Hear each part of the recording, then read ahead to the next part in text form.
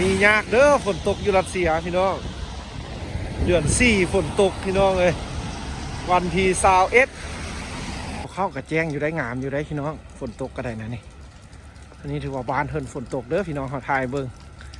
เขากำลังย่างกลับเฮือนพี่น้องเลยพี่น้องเลยปีนี้2026มื้อนี้มื้อแรกเด้อพี่น้องเลยวันที่21นี่ฝนตกอยู่รัสเซียพี่น้องเลยตายอยู่บ้านเขาสิเป็นจังไดโคตรหนาวเลยน้องเลยซ้ำกับอันอากาศลบ18 องศาพี่น้องเลยมือแรกพี่น้องเลยตกหมดมือเลยมือนี้นะเพราะว่าเป็นน้ำตกมาอันนี้บอกพี่น้องนี่นะให้ใบไม้ได้ออกดอกออกใบบอกพี่น้องเลยก็สิคือบ้านเขาเนาะตกหำดอกม่วงดอกอย่างเนาะพี่น้องเนาะ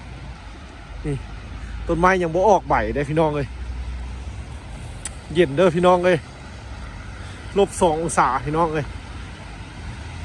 คันแม่นลบสูงนี่แม่นหนทางนี่มืดขนาดนี้นี่พี่น้องเพราะว่าน้ำมันสิแข็งพี่น้องเลยบ้านเพิ่นพี่น้องเลยแม่นช่วงนี้แล้วแม่น19 โมงได้นี่พี่น้องอยู่รัสเซียนะ19 โมงเกือบ20 โมงยังแล้วนี่พี่น้องเลย19 โมง20 ปลายนาทีละพี่น้องเลยนี่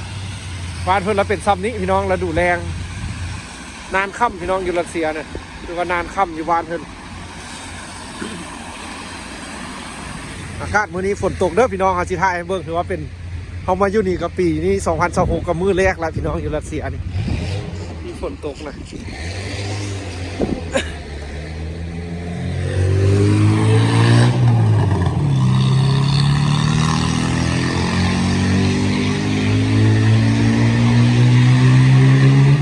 คันแม่นอากาศ-5-6 องศานี่แล้วแม่นเป็นน้ำแข็งเลยนะพี่น้องเลยไปมานี่เป็นตะยานขนาดแล้วรถนะพี่น้องเลยคันมันเย็นหลายแล้วน้ำเป็นน้ำแข็งนะ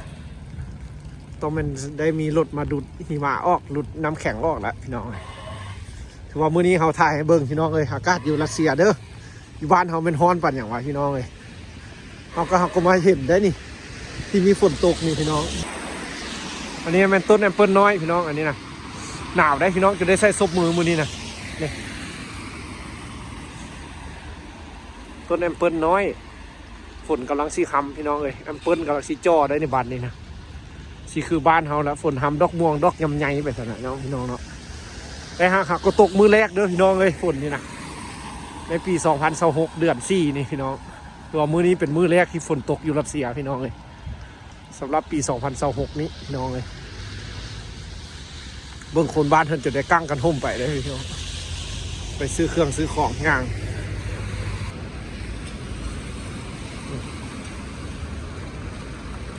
กลัวสิมีฝนตกอยู่รัสเซียเด้อพี่น้องเลยบ้านเพิ่นนะสีสดชื่นนะบ้านนี้นะต้นไม้ที่ออกดอกออกใบแล้วพี่น้องเลยแต่หักหนาวเด้อพี่น้องเลยเย็นขนาดนี้ส่วนสีเห็นฝนคือนึ่งในรัสเซียพี่น้องเลยเอาวันนี้ต้นไม้ก็สีสดชื่นแล้วล่ะพี่น้องเลย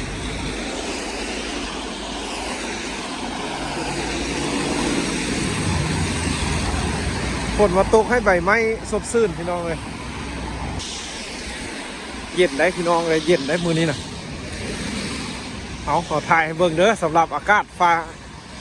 าอากาศอยู่รัสเซียพี่น้องเลยลองเบิ่งอยู่บ้านเขาเป็นฮ้อนป่านอย่างบ่แต่อยู่พี่กลับด้านเด้อพี่น้องเลยอยู่พี่นะอากาศคนละแนวคนละอันความรู้สึกเลยพี่น้องเลยฝนตกมือแรกอยู่รัสเซียพี่น้องบ่เป็นตาย่างโดนพี่น้องเขากันอันนี้ย่างเลยอู้ฝนทึกคลองน้ำฝนทึกโทรศัพท์เลยพี่น้องเลย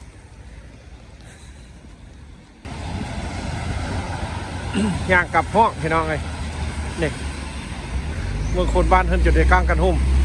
คือว่าตกดนสุดแล้วได้นี่พี่น้องเห็นมาอยู่นี่บ้านเฮิรนนี่ฝนน้อยได้พี่น้องก็เขาสิท้ายให้เบิ้งนะยูรัสเซียนั้นแล้วมันฝนตกนี่น้อยสุดพี่น้องเลยแล้วก็ในเวลานี้เราก็นานค่ำพี่น้องเลยหรือว่าที่เขาท่ายนี่ก็ เกือบ8 โมงยังแล้วพี่น้องพอดี31 นาทีแล้วตอนนี้นะหรือว่า19 โมง 32 นาทีแล้วพี่น้องเลยของวันที่21 เดือน 4เด้อพี่น้องเลยอยู่รัสเซียแต่บ่ฮู้ว่าอยู่บ้านอื่นสิเป็นแนวใดพี่น้องเลยหนาวได้อยู่พี่น่ะฝนตกจังซี่น่ะอันนี้เขาย่างกลับบ้านแล้วก็ชายเบิ่งพี่น้องเลย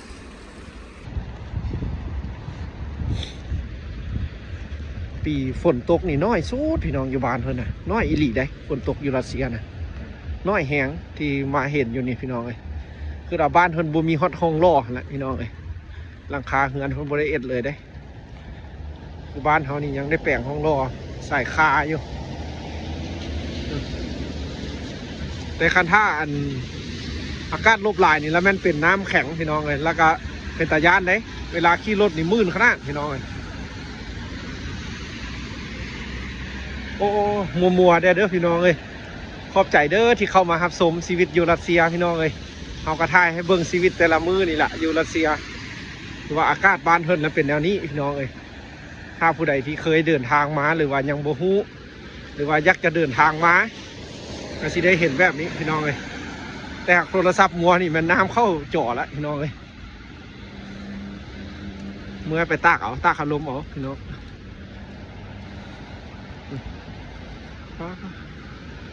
บ้านเพิ่นนะพี่น้องเลยน้ำเข้ากล้องพี่น้องเลยได้เสร็จคันบกเข้ากับแจ้งอยู่ได้งามอยู่ได้พี่น้องฝนตกก็ได้นะนี่อันนี้ถือว่าบ้านเพิ่นฝนตกเด้อพี่น้องเขาทายเบิ้งเขากำลังย่างกลับเฮือนพี่น้องเลยถือว่าก็สีไทยกันย้อนว่าแบบว่าคือเขาว่าไปพี่น้องฝนตกน้อยอยู่รัสเซียน่ะใคร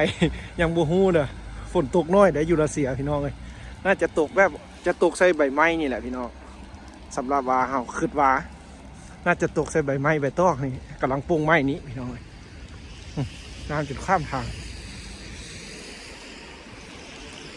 บ้านเพิ่นข้ามเลยได้พี่น้องเขาย่างสิข้ามทางเลยมันมีทางมาลายสินะ